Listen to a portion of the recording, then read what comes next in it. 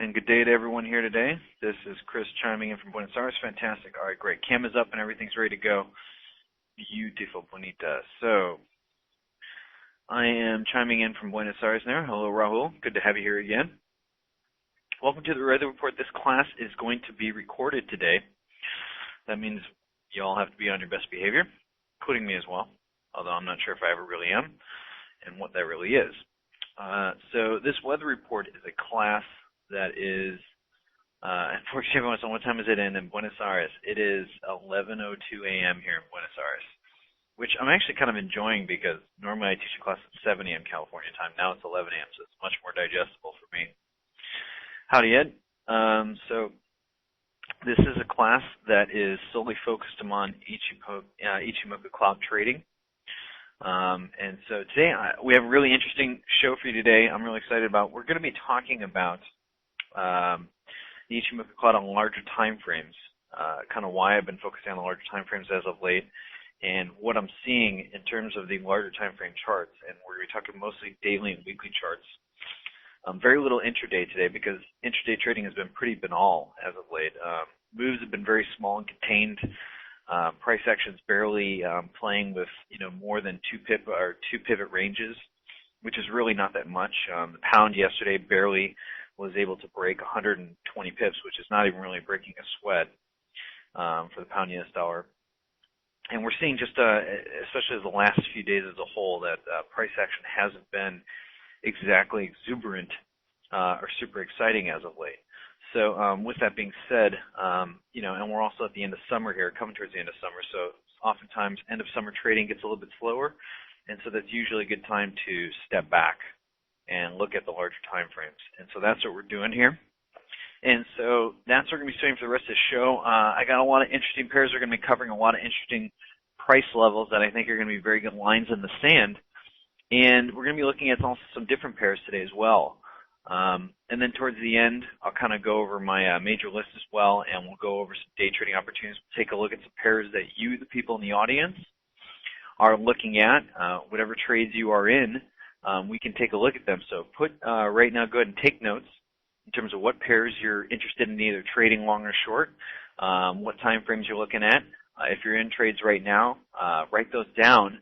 And then what we're going to be doing is that towards the end of the class, the last 20 minutes, we're going to be spending some time focusing on it after we cover today's material. Okay, so for those of you that are new, that have never been to this class before, the class is focused on a Japanese trading method called the Ichimoku Cloud.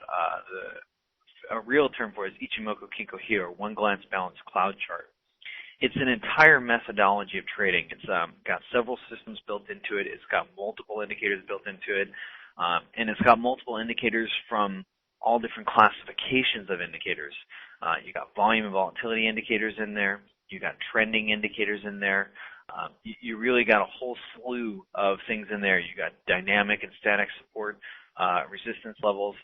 It's really quite a big package, and I've been teaching this class for about 2 years now.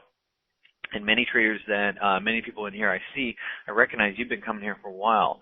Some of you I know have been using it consistently on a week-in-week basis, and generally the reports that I get from everybody is pretty successful. That they're finding that it's definitely helping them make profits and become better traders. And that's what this does. It's a highly accurate system. It gives a lot of really good information. It filters out a lot of signals, and it does that with all the individual components. So, I'm glad that I get to share this with you guys. I'm glad we get to talk about it. And I'm glad some of you are taking this on as a full-on trading method.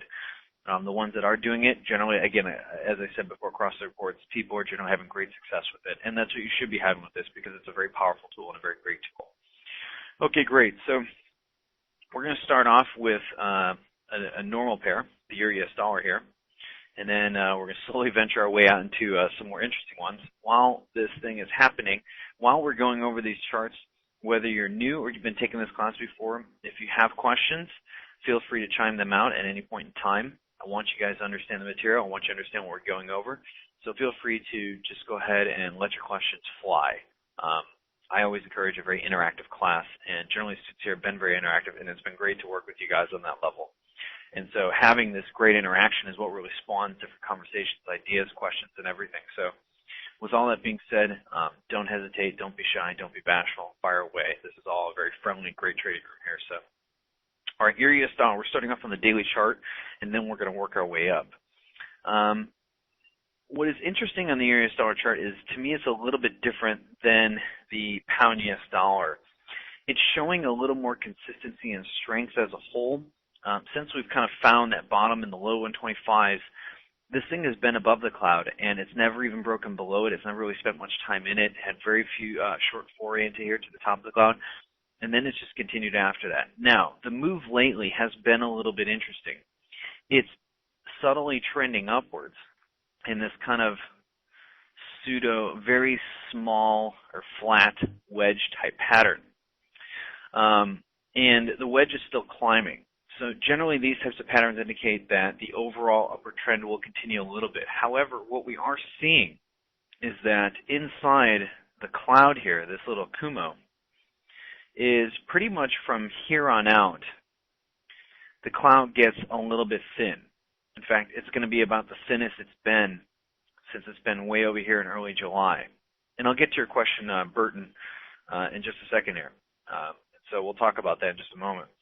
But what this is basically communicating is on a daily chart is that if the pair continues on this kind of slow, leisurely, Tortuga type pace towards the upside, that as we get towards the end of August and through the first 3 weeks of September, there is kind of a little bit of a vulnerability window going on for the euro US dollar. And what that's basically saying is as this cloud pretty much stops climbing and flattens itself out, if we don't make any new highs, this cloud is not going to make any new ground. And this thing right here is going to stay flat. And so what's going to happen is at that point, because of this little thin area right here and the general thinness of the cloud here, price could find its way towards 141. And if we start seeing a daily close below 141, that could suggest that we will be running into a possible reversal for the euro US dollar. And so I'm kind of putting this out there as a note of caution in terms of that there is a vulnerability window in the horizon for the euro US dollar. It's not there yet. We haven't had any forays into the cloud that have been more than 10%. So since we've had very little forays into the cloud that have been, no more than 10%, nothing to be alarmed about yet. This is more of just kind of like a warning beacon that during the next month, starting in end of August through most of September, and generally fall season starts a new trend of sorts. If we do not see a strong rally in the euro US dollar and some new highs, and yet you see a daily close below 141, this could present the first cues that euro US dollar is going to unwind a bit. The flip side of this is that, zooming in a little bit more, the Keygen and Keygen are relatively flat right now, so there's really no developed trend in the pair at this moment. With that being the case, what it's also saying is that we could get a Keygen Keygen cross to the upside. Generally, when you get Keygen Keygen crosses, whether it's on the daily chart or whether it's on the 30-minute chart, it usually picks up the trend before it clears the final level of resistance or support, whatever direction it's going to be. And so it kind of would be interesting to me if we were to get an upward Keygen Keygen cross here. The last one did pretty good. The last cross was over here, around 140. Thing went all the way up to 44 and a quarter. If we were to get another cross here and price action, you see it closing beyond the highs here, then generally you only got probably 145 after that. And then there, the Ichimoku Cloud is suggesting that this thing would probably go for another run to the upside. Another thing that's supporting this is that the momentum model has been relatively consolidated as of late. When you have these types of momentum models, they generally mean that the market's going to keep doing what it's doing. What is the market doing right now? Well, it's gently climbing at a very gingerly pace. And so with that being the case, that would probably suggest that as long as the momentum stays like that, it should continue. Momentum as of late is pretty bullish, though, suggesting that at least in the short term, at least for the rest of today, unless something drastic happens in the stock market, probability suggests that the euro US dollar is going to close up on the day, and it's going to probably want to climb going into Tokyo as well. And so that is what the Ichimoku Cloud is communicating on the daily time frame. When I get to the weekly, it gets a little more interesting. Taking a look at this weekly chart here, what we're seeing is a long, flat Kumo top here.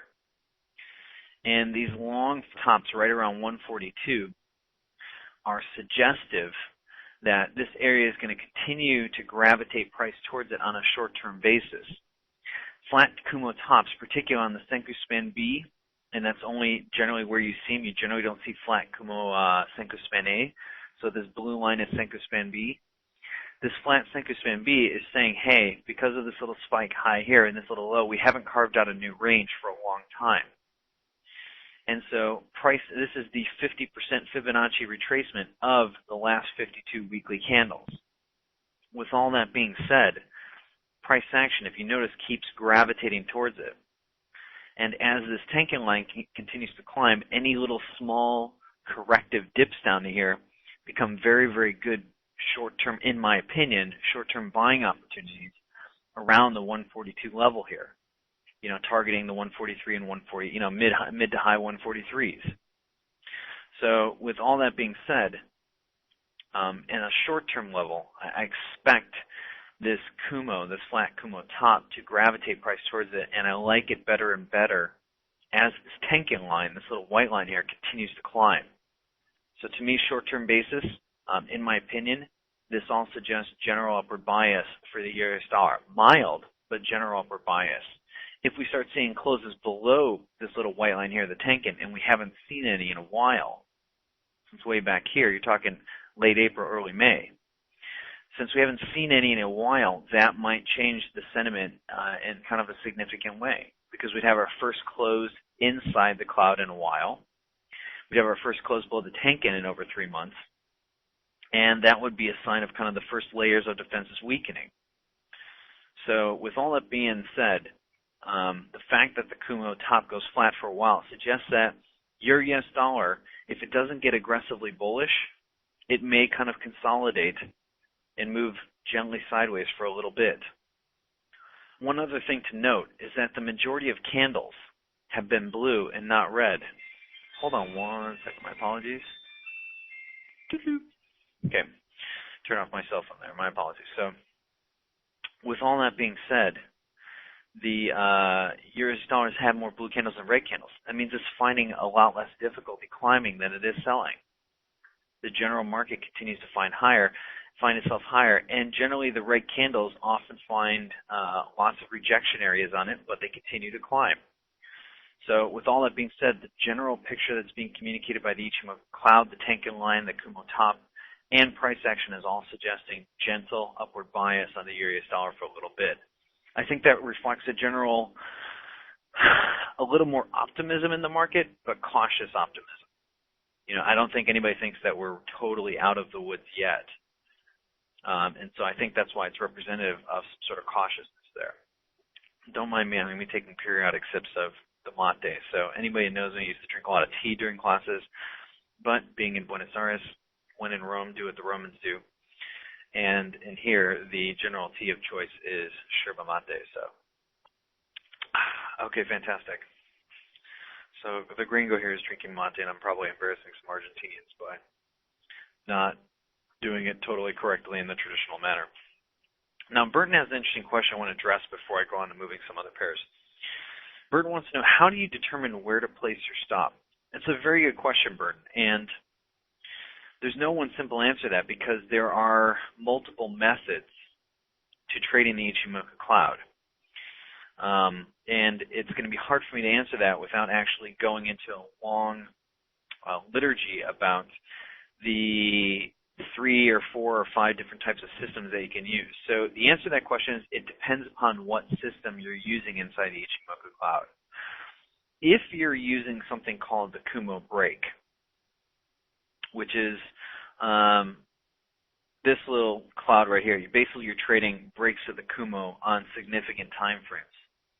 If you're trading a Kumo break, generally the stop loss would be on the other side of the Kumo.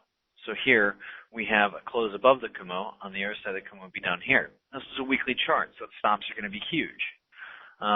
What time frames do I generally? And I'm not going to be able to answer your question with total justice here. And so I'll have to save the more specific answers to your question at another lesson when I go into the specific strategies. But the general answer to that is depends upon what your strategy is. And with Kumo break, generally your stop is on the other side of the Kumo. What time frames do I like to trade Kumo breaks? Weeklies, dailies, 4 hours, and 1 hour. So that kind of answers your question in general method. There's another strategy and system out there built in the Ichimoku Cloud. It's called the Tenkan Keygen Cross, the TKX trade. And with the TKX trade, it depends on the type of crossover you're getting, whether it's a strong or medium signal. So depending on where you get that signal will determine what kind of stop you have. The last thing, or one of the other methods, is called the Keygen Cross method. And again, because I'm not defining these strategies, and it's not the focus of this class. The focus of this class is the big picture in terms of the Ichimoku Cloud right now. But the bottom line is that if you're using a Keygen Cross, well then you would place your stop generally not too far on the other side of the Keygen. However, it depends on where you're playing that Keygen Cross. Are you playing one that pierces outside of the cloud and the Keygen Cross specific? If you ever talk to a traditional Ichimoku chartist, 8 out of 10 times they will be saying that just use the other side of the cloud as your stop. And that's because the cloud represents support and resistance. It's evolving support and resistance. So since it represents evolving support and resistance, if you're on one side of the cloud, the other side of the cloud is considered a different area in the market, a different environment. So that's a generic answer. So hopefully that gives you some idea. And as a question here, I use the cloud when to get out. I use cloud when to get out. How do you use it to get out of a trade? I'm having a hard time understanding this question here. You're saying that you use the cloud when to get out of a trade. Are you asking me when do I use it to get out of a trade? Because it seems like you're kind of asking the same question. I use cloud when to get out. How to use it to get out of trade? Yeah, could you restate that question? You're asking me how. How do I use the cloud when to get out of a trade? Okay, very, very, very good question. In some sense, I'm going to divert to my previous answer, which is that depends upon what strategy I'm using. The other thing is it depends upon the general cloud formation that I'm looking at. Because the cloud formation is always evolving, there's no one correct answer for that. There are general guidelines and rules, but for the most part, it depends on what the cloud is looking like. If I'm in a downtrend and the cloud is descending, it would depend on what type of system. If I was using a Tenkan Keygen Cross, I might not even use the cloud as an exit. If I'm trading a Kumo break, however, though, again, one of the methods, as I mentioned before, is the other side of the cloud is where my stop is going to be. So that's where I would use it to get out. Sometimes I also like to use the 80% rule based upon the type of system that I'm using. I may be using a particular system where I don't need to go through the whole cloud to say, okay, this thing is reverse course. Sometimes when it just goes 80% into the cloud, that usually means that whatever environment you were in, whether it was an uptrend or a downtrend, it's over. So there are times where it will hit the far end of the cloud, and then that is kind of like the 61.8 fib to some degree. It bounces off that and then resumes the trend. That does happen. However, if something generally pierces 80% into the cloud on the particular time frame that I'm using, then generally I consider that move to be pretty much done because you've chewed through almost every layer of support and resistance on your way through. So it's hard for me, again, to answer that question, Ed, without getting into very, very, very specific strategies. But it always depends upon how I'm really wielding the cloud in that particular moment and what the general cloud formation looks like. So, sorry about that. I'm looking at all kinds of properties and lofts today and things like that, so I'm getting all kinds of calls and messages. So my apologies on that there. Okay. So let's move on to, I feel like I've covered your US dollar. And now I want to shift into pound, but first I want to start on the daily chart. See how this is a little bit different? It's different in a couple aspects. Since we've broken above the cloud, we haven't had any forays into the Kumo. However, this Kumo is much weaker than the Kumo on the daily chart of the Euro-US dollar. It gets a lot thinner, it gets smaller and smaller, and it doesn't have any flat bottom to it. So it's kind of suggesting that from, say, end of August, probably the end of this week, to the 20th of September, there's a much greater propensity, in my opinion, based upon the Ichimoku Cloud, for weakness in the pound-US dollar than there is for strength in the pound-US dollar. Since the Euro-US dollar, again, as a whole, is generally a little bit stronger than the pound-US dollar, that might lead to what possible play? Anybody have any ideas as to what possible play? If I'm looking at these two daily charts, the pound looks weaker than the euro. What is an alternative trading opportunity based upon those two? Any guesses out there for you in the crowd? I'm also using this as an opportunity to get some more latte. So, USD GDP, pound euro, yes. So it would be selling the pound against the euro or buying the euro against the pound. In my opinion, 10 pairs. Yeah, it's actually euro pound. So this is sometimes how you can use the cloud to discover cross-trading opportunities.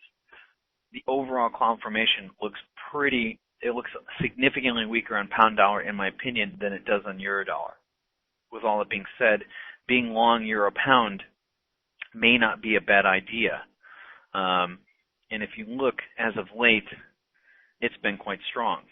Momentum just continuing making new and new highs, and the thing has climbed 5 days in a row now, assuming that today closes up. Once it bounced off this 84.50, we haven't seen anything else but relatively climbing on this pair. So just understanding general cloud structure as a whole on these larger time frames can often lead to very good and powerful trading opportunities just from seeing the differences in cloud structure. I was recently working with an institutional investor, and he runs K Investments. The guy manages about $55 million. Very nice guy, very intelligent. And he was helping. I was working with him on building an Ichimoku system for his general methodology, and he wants to stay in the market all the time for ETFs, and he wanted to gauge general strength of it. And so in that process, I could look at these two and say, hey, look, if I was trading crosses like this, I could say, look, pound looks weaker, euro looks stronger. This would be a good time to be long euro pound as a whole. I didn't even have to look at a euro pound chart once. And just looking at this, I could understand that there was a trading opportunity going long on the euro pound on that based on this general cloud formation. And I would have done very well on that if I was long for the last, say, 2 weeks, just based upon cloud formation. I didn't even have to look directly at the chart. And so that is the power of the Ichimoku Cloud and being able to understand Kumo structure and general strength or weakness of a pair. Very powerful information. Okay, the only other thing that you're going to want to watch out for in this one here is that there is a good separation between this Keygen and the Tenkan line here. With that kind of separation, you could see a Tenkan Keygen cross the upside, which would suggest that it's going to attack 170. Mike has a question, did I go long euro pound? Yes, actually I put a long order on euro pound this morning. So the answer to that is yes. And there are other things that kind of lined up in that, but the answer to that is yes. Okay. So, and to be honest, as long as this cloud structure remains, I will stay long euro pound. I will only be looking for long euro pound positions until that unwinds, until this cloud structure changes. So if the cloud structure doesn't change and it holds, then the probability suggests that euro pound will continue to climb, in my opinion. Okay, next one here, pound US dollar. Okay, now one other thing, I'd like to take a look at this on the weekly chart as well. Again, I'm going to big picture because if many of you noticed, the candles have been kind of flat on a daily basis, been relatively banal. So with all that being said, it's a good time to step out and look at big picture. Anybody notice the difference between this euro dollar or the pound weekly chart and the euro dollar weekly chart? Is anybody noticing what are some of the main characteristic differences between this weekly chart and the other one? Any guesses on that there? Hopefully not guesses, hopefully educated attempts at this point. What are some of the main differences, though, between this one here? Good, Mike figured it out. So it's not above the cloud, whereas euro dollar is holding itself above the cloud. Pound US dollar hasn't done that. So because of that, we're seeing a general weakness as a whole. So it's highlighted on the daily chart. It's also highlighted on the weekly chart. Highlighted on daily and weekly charts, that kind of weakness suggests that the euro-pound cross is likely to continue higher. So Mike picked that. You get props to Mike on that one there. Forex Champion saying euro is in a range and pound is in a corrective mode. Generally, those two things are the same thing. Generally, to some degree. Not always, but there's a good chance that they can be the same thing. Pound dollar is in a corrective mode. What is a little more interesting is that pound dollar is now spending some time below. It's actually spent the whole week below the Keygen line, whereas the euro dollar hasn't spent anywhere close to that in a long time. It's above the Keygen line. In fact, it's way above the Keygen line. This one's not. So this one's in the cloud. The other one's above the cloud. Further supports the theory of euro-pound long as a whole. And that's what we're seeing in terms of the euro-pound. If we were to look at the weekly chart in this, and one other thing actually before I finish and go on, also take a look at this one here. We went right up to 170 and executed a pin bar pattern there. That was kind of a kiss of death to go right off 170. Since then, the thing has sold off from the pin bar about another 300 plus pips. And so it's been nothing but bearish since then.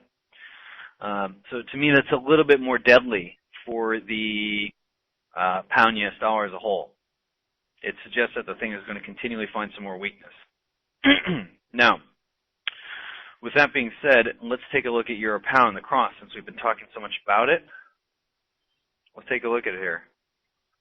Give me just 1 second. Let me pour myself another round of the Sherba. And for those of you who know as yerba mate here, they call it Sherba. Okay. So what are we seeing here?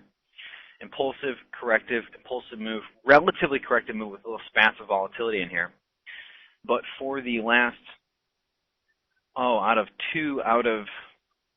1, 2, 3, 4, 5, 6, 7, 8, 9, 10, 11 weeks, only 2 out of the 11 has this pair actually sold off. We are now also threatening, as a whole, to have a close above this flat Kumo top. The flat Kumo, again, generally attracts price to it. So we also are threatening our first weekly close. Actually, this one closed above the 20 EMA, and since then it's been nothing but net above it.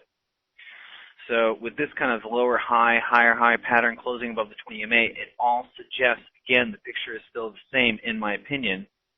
Euro pound is much more favored to be long than short. Beyond this region here, you have a couple areas of resistance, 89.20 and then the 90 region. If we were to get above the cloud before we run into this peak, then it suggests that support will continue climbing and this thing may go ahead and reattack 95 pence, which to me as a whole, I think the euro is probably as a whole, in my opinion, going to out-strengthen against the pound, and I think it has better prospects for recovery than the UK as a whole. Sorry to those in the UK, just my opinion on this one here. So with that being said, again, the picture still keeps pointing euro pound longs, in my opinion. Ichimoku supports it, 20 EMA supports it, price action supports it. Everything's kind of supporting it. We do need to close above this particular flat top here. But if we were to get any more dips towards the 20 EMA, if they're relatively corrective in nature, to me they would be great buying opportunities, in my opinion. Okay, so moving on. Excuse-moi on that one there. Boom, boom. Okay, now we're going to start moving to some interesting territory here. Let's check out, and welcome to those of you that are joining us here. We're going to now start looking at some stranger pairs. Oop, and that's not the one I want. And that's because I can't read my own handwriting. Okay, Kiwi Dollar. After scanning pretty much all of the dollar pairs out there, the Kiwi Dollar, by and large, to me, I think is suggesting the most strength. Lately, it's been the canary in the coal mine as a whole. It's got pretty much one of the best cloud structures out there. It's got the strongest price action model to support it. If you think about it, this thing has climbed for the last six weeks straight, going on its 7th. That's not bad. The momentum structure is still pretty bullish, suggesting there's more strength likely in the market for it. And it hasn't had any time below the Tenkan line in quite a long time. The pound and the euro had been below it in late April. This thing hasn't been below it since early March. So it's had a longer time period above it. It's had smooth sailing since that. The euro kind of had a little oscillation above it. This one here has just been nothing but climbing since then. So to me, because of that, because the picture's a little bit clearer, because the overall strength is a little more directional on this one here, to me it suggests that the Kiwi and the commodity pairs as a whole are affording more strength than the traditional dollar pairs. So to me, I like focusing my efforts more as of late on Kiwi dollar and Aussie dollar and higher yielding pairs instead of the euro dollar and pound dollar. Not as exciting as a whole. Okay, entonces. So let's see here. Any questions? Rahul has a question. Chris, what is your opinion about Kiwi yen? Let's get into that. That's actually on my list. Actually, it wasn't on my list, but Kiwi dollar as a whole is on my list on a couple other pairs. Since we're staying with the weekly chart, let's go with it. Out of all the yen pairs that I was looking at, even though the Kiwi dollar is exhibiting a healthy amount of strength against most of its pairs, it's beating up the pound, it's beating up the euro, it's sinking, it's strengthening against the Aussie. We're seeing that the Kiwi dollar is exhibiting strength against a general basket of currencies. No surprise, since Australia and New Zealand are finding their way out of the recession in a much easier way than the euro, pound, and US are. So with all that being said, out of all the yen pairs, this one to me, I would call this a little bit tougher to talk about, so to say. There are other yen pairs that I think are better than the Kiwi yen. However, general strength seems to be in play. It seems to like to be contained on dips on the 20 EMA. It hasn't been exactly exuberant since it's broken above the Kumo. I think it's going to need to find its way above the recent yearly highs at 65.74. And if I remember correctly, yeah, your 50% fib of the more recent move, this little Kumo top right here, there really isn't too much in terms of resistance other than the yearly high and then 67.5. Which, take a look at where this fib lines up. This fib lines up with this brief dip low here. So I think this pair is trying to find its way towards an upside target there. And with all that being said, I think this will continue to gravitate towards it. Dips towards this flat Kumo top right here, which it only remains flat for a little bit. Dips here towards this flat Kumo top are probably going to be limited. So if it's corrective, on its way back towards here, you could take, in my opinion, light casual longs, targeting first target right around 65 and then 67.5. Overall, as a whole, Rahul, the Kiwi yen is not necessarily my favorite of the yen pairs to be trading. I think there are better ones out there, but I would consider it a B- in terms of yen pairs. I like the Kiwi better against the dollar than I do against the Japanese yen, which is a little strange, but that's part of the deal. So hopefully that answers your question. One other pair that I do like the Kiwi dollar against, there's two pairs actually that I really like it against. This one might be a little bit tough for people to digest, but I really like it against the pound. I think with the general weakness of the pound and the general strength of the Kiwi dollar as a whole, I think this is going to continue to make gains against the pound. Any moves back to the 241 region, 240 region, the 245 and 250, I think are great opportunities to re-advance shorts on it. The cloud structure is very good. It's descending. It's the correct belly side down. It's slowly increasing in size as time goes on. And so, yeah, it's a different pair. And so you have to take smaller positions and wider stops on that one. But if you have the stomach for it, it can be quite profitable. First time I ever traded this, I made 352 pips in the first like 12 minutes of trading. It was disgusting. So, you know, it's one of those pairs that if you nail it, you're gonna bank a lot. If you're off, you're gonna be off by a lot. It's just how this thing moves. The volatility on this one's quite exceptional. Right now, volatility as a whole is down across the board, and this thing is still averaging 300 pips a day from top to bottom. There aren't many pairs on that. You've been profitable on one of your trades on this one here. Yeah, it's a great pair. If you nail the direction, you're going to bank a lot. And also notice how this thing has pretty much spent most of its time below the Tenkin. We had a little pin bar here which didn't amount to much. The Tenkin line contained it and then sent it back downwards. So fun pair if you're very good at calling the direction and staying in it. Also, selling is also a carry trade too. So you're selling the lower yield against the higher yield, which is general carry trade. So if you can call the right direction and hold it for a while, you can make some good pips on this one here. Okay, so that's one of the other pairs that I like the Kiwi against. Another pair that I like the Kiwi against, where are you? There we go. Let me cross out this one here. Very smooth cloud structure as a whole. We've had no forays into the cloud. We've had one brief touch off of it, and then it was gone. It's had a series of 2 Tenkin Keygen crosses on the daily chart that have all resulted in very profitable moves.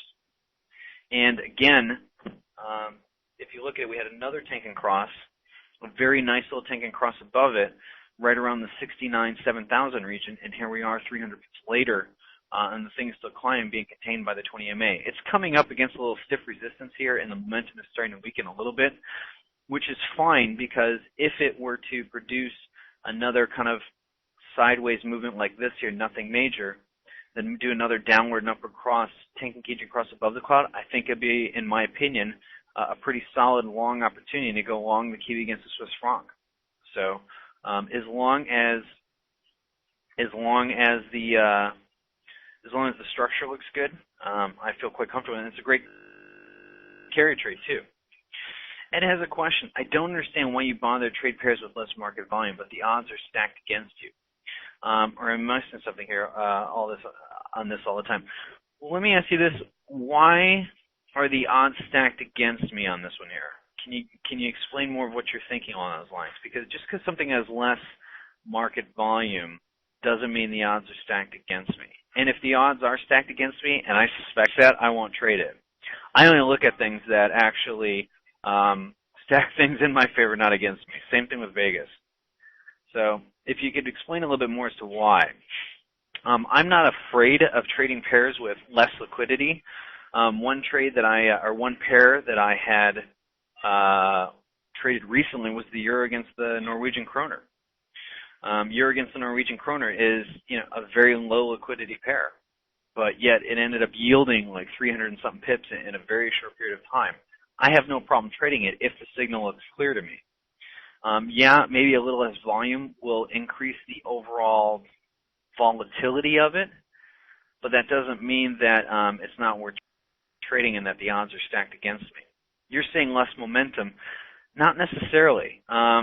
Less trading volume doesn't necessarily mean less momentum. Momentum is not necessarily directly correlated to internal volume or notional volume that's moving on that pair. It's not necessarily a direct correlation. You could have something with very low volume and very high momentum moving in one particular direction. Anybody who ever traded penny stocks would find this out very clearly. So hopefully that answers your question. And dear God, this stuff is running through me. I'm going to have to hit the loo as soon as this class is over. All right. Ashu wants to look at Euro Kiwi, Euro CAD. Ed asks the question, I survived this year by scalping, but spreads are too high for spot. Yeah, you wouldn't trade these pairs for scalping. That would not be the intention of it.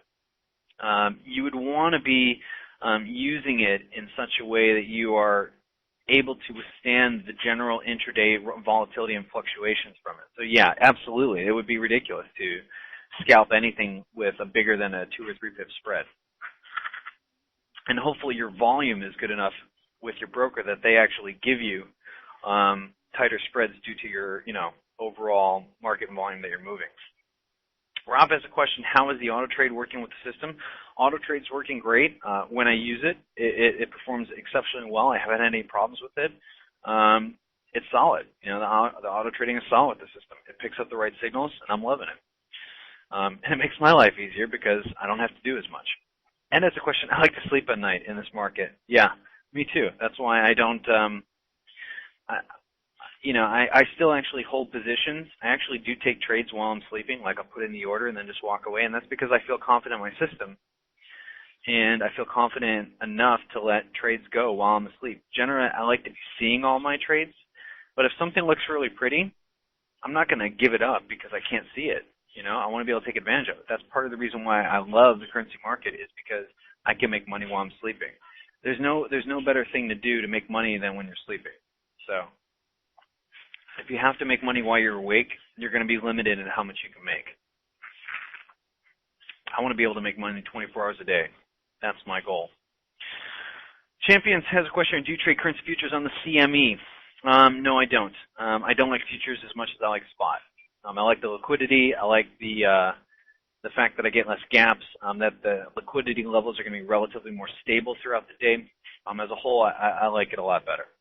Okay, so I've talked about the general strength of the Kiwi Dollar, and by being able to spot that, I'm able to gauge and pick up trading opportunities on the Kiwi Swiss and on Pound Kiwi and on other Kiwi pairs. I've also talked about how the pound, to me, is a little bit weaker than a lot of the pairs out there, and so let's talk about what it looks like against other pairs. Taking a look at the pound against the Japanese yen on the weekly chart, most of the yen pairs are above the cloud as a whole on the weekly chart. However, pound and euro are not. And so with that being said, it suggests that the pound, again, it further supports the theory that the pound is going to have a greater propensity towards weakness against its general stock of pairs than, say, the Aussie will or the Kiwi will. And so with that being said, since we're inside the cloud on the weekly chart, this is the general no-fly zone. What is interesting to me is that this little Keygen line here could be a really good buy opportunity, because look at where the Keygen line is posting up at. Right here, right where this previous dip was, held and contained and got rejected twice. Remember, the thing went all the way to 47 flat, but yet each rejection on a weekly basis closed 270 pips higher. So that means that there was not only people finding value here, but there was competition for people to find, to buy it at this price and send it back upwards. So a second attempt here with the Keygen line there could be a very interesting long opportunity play. Until we get to that region, though, I'm kind of staying away from it, except for short-term day trading opportunities on the pound versus yen. Overall, other than that Keygen place, that Keygen opportunity there, I'm kind of staying away from it, at least on the weekly charts. Matahari has a question here. Do we wait for the candles to be out of the Kumo and then we take the trade? If you're taking a Kumo break methodology, and you're trading if you're trading a 1 hour chart, generally, yes, you want to wait for the price action to close outside the Kumo. On the daily chart, generally, yes, although there are opportunities where I will take that trade on a particular break. Weekly chart, same thing. Yes, generally. The other answer to that question, and it's kind of hard for me to answer that totally without talking about Kumo breaks in depth, is that depending on the type of Kumo break will depend on whether you do take the close or not. Generally, closes are better, but there are going to be certain Kumo formations where not trading the close will be advantageous to take advantage of a shorter term opportunity. So it depends on what type of Kumo break, and more specifically, what the Kumo cloud is looking like at that time. It's a very good question, though, Matahari, so I'm glad you asked that question. Okay, so moving along, one last pound pair that I want to talk about is a pound to the franc. Take a look at the pound to the franc here. Let me zoom out just a little bit more.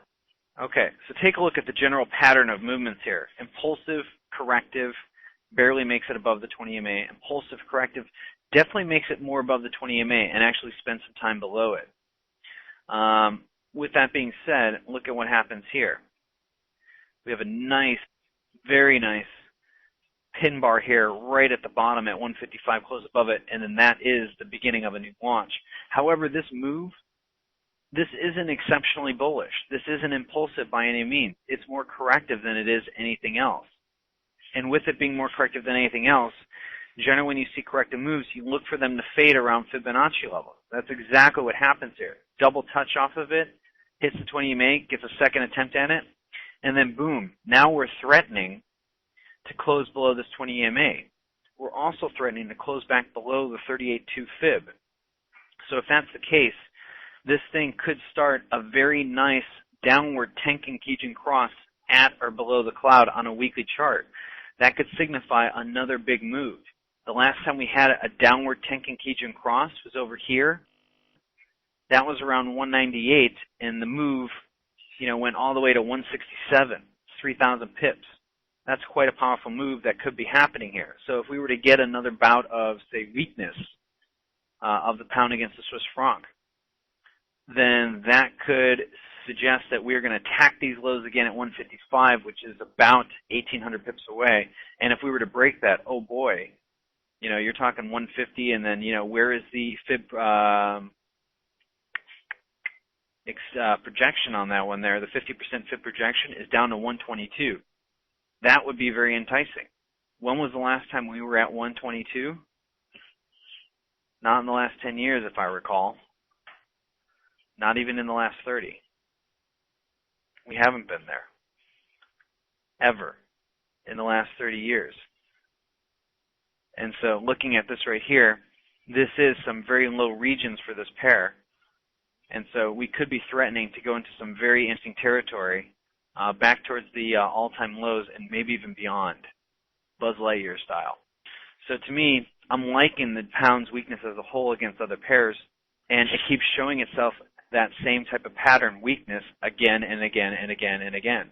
A weekly close below this 38.2 here further supports the cause. So overall, I'm generally, as a whole, net bearish on the pound US dollar. That's just my opinion on it. Okay, we're coming towards the end here, and I want to cover a couple pairs real briefly, and then I'd like to wrap this thing up. While I'm doing, get one more sip of the Sherba here.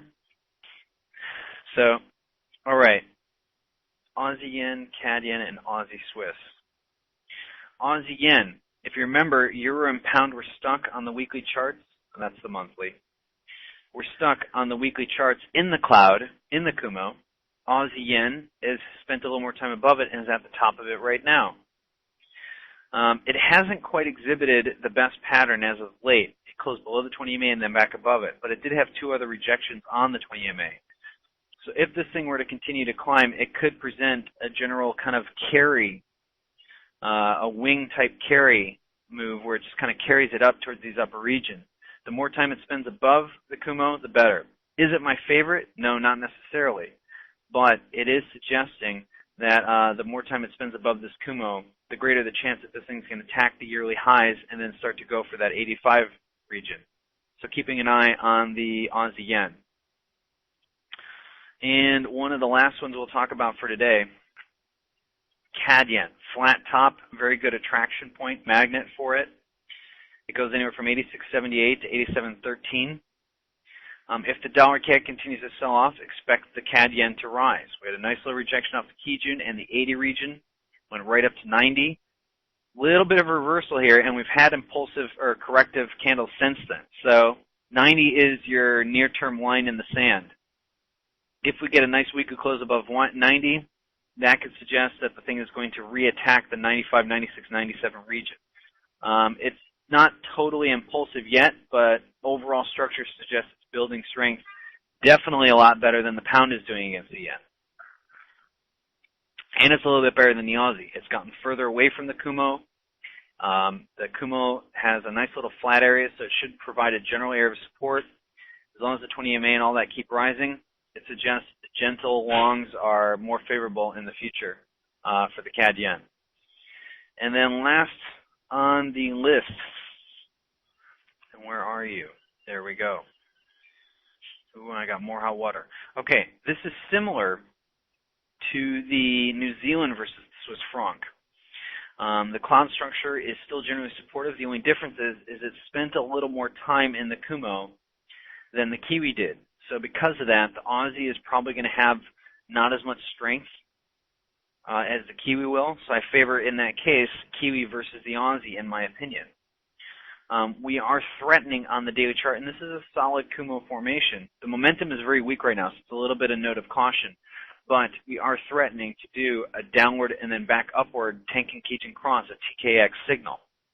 If that were to happen above the cloud, it suggests we're going to reattack these highs at 91. Any daily close above suggests that we're up to higher pastures on this one there and new real estate for the year. So keep an eye against the Aussie against the Swiss franc. Pound shows weakness against it. Euro shows weakness against it. Dollar shows weakness against it. But Aussie and Kiwi are showing strength against it. So with that being the case, I'm favoring those commodity positions instead of the traditional dollar pairs. So that's the general long-term look. This whole class was focused on the longer-term charts. The intraday charts just have been a little less exciting because the ranges have been choppier on smaller time frames. So when that happens, you step out, and we go for big picture view. We go 10,000 feet above on the mountaintop. And then it affords us this very good picture as to how we could find a roadmap to trade these pairs from here on out. And so that's what I want to spend some time in this class looking at, because the charts on the dailies and weeklies are actually quite elegant for a lot of pairs. And they give us some very clear opportunities. So that is pretty much it for today's session. First of all, I want to thank all of you for coming. Moving down the list, Bronco, Jocelyn MC, Snapper, Jasper, Anya's, PGT, Alex, EFD, Rahul, Hardy Stacks, Harley, Ruth, Rob, Fat Burton, Snowboard's very nice, Forex Champion, JT Trader, Mike, Anthony F, I think that's Sven, good to have you here, Jesper, Michael, Ed, Biau, JM, Harry, Wolf, good to see you again, hope everything's good in Journey, Musk, Pampos, Jack, Jeff S, JMO, Jesper, Obvious, FXD, Matahari, great name, Ashu, Jack1, Fuji88, Big Pips, I hope we all get them, Lance, Armstrong is here, KD, Zul, Cap, good to have you all here. Thanks very much to FX Street for hosting this. It's great having you as well. For those of you who have any questions about our services, www.2ndskiesforex.com. I'm very close to launching my online educational course, which is a series of videos. It teaches the same stuff that I teach in my mentoring. The only difference is it's not the one-on-one mentoring, but it's awesome. You're pretty much getting amazing material in there, and you're getting new proprietary material that I've never released before. So keep an eye on that one there, secondskiesforex.com. If you have any questions about our services, we'd love to hear from you. Email me directly, info@2ndskies.com. So until then, good hunting, everyone. Keep an eye out for things on the website. Good luck, Ichimoku trading, and I'll see you guys next week. Take care, everyone.